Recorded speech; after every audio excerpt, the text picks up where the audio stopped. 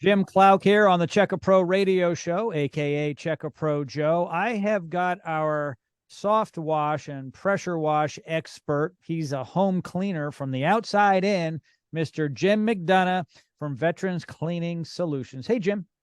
Hello, Jim. Nice to be here. Thank you. Yeah, it's great to have you here. All right, so we've talked before on podcasts, and if your product is so good at killing all those live things on the home, are the plants and the lawn in danger of also dying when it drips down? Okay. This is a great question because this is one thing that in the industry, a lot of companies won't address and they won't talk about it up front. And if they don't have a good training program behind them or they're not certified, as in our case through soft wash systems, you don't have the training and a lot of damage could easily occur. All right. And so what you're talking about right now is plant and property protection. And what are the protocols that we're trained in and how do we go through that? So what we're looking at here is you can clean a roof, you can clean the exterior, but if you leave all the plants dead, what good is that for the homeowner, especially those that have very intricate landscaping systems? Where does your downspouts from your rain gutters come out at? How are we collecting that, bagging it, moving it off? How are we diverting it, diluting it, or decontaminating? And we're going to talk a little bit about that here today. It's a great question because I do get this a lot. And so a lot of times companies that don't know what they're doing, they're startups or they're out there as side hustles, they don't have the training, the expertise in this one area right here. They may be effective on the outside of the home, but they're going to end up causing some severe damage, which ends up frustrating the customer. And whoever's got the green thumb in the home, you're not making friends when you damage their plants. All right, so what we're looking at here is if it'll kill the bacteria on the home. Yes, it can. It has potential there. But what we have to look at is how do we control the runoff? Where's it going? So do we tarp everything and using the appropriate materials to be able to cover our vegetation?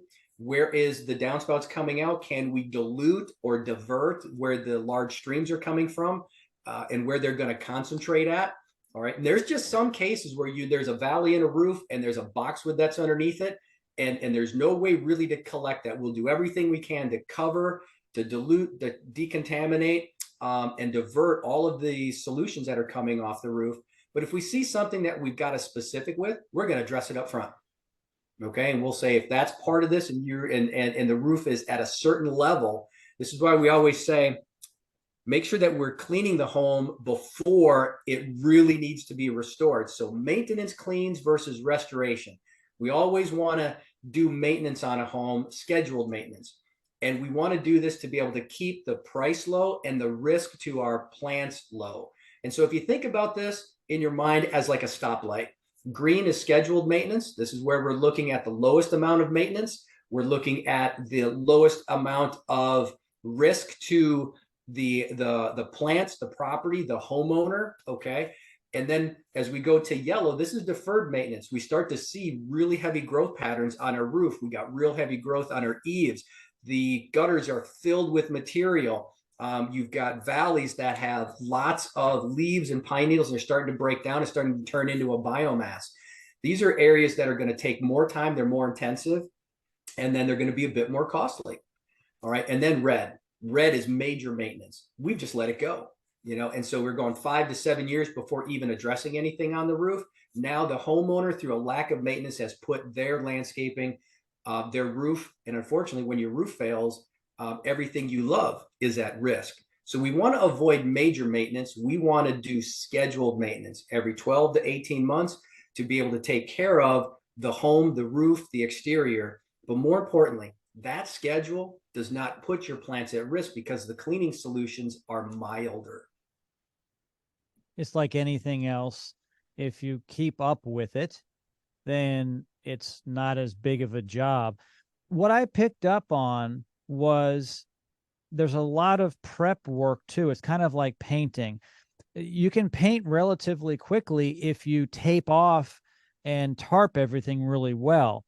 Wouldn't you say it's the same thing for cleaning the roof and the siding? If you take preparation up front, you can forego some of the, we'll call it overspray and the downspout and all that stuff, if you know where everything's going to end up ahead of time and you cover certain things, you don't have to worry as much about the after effect.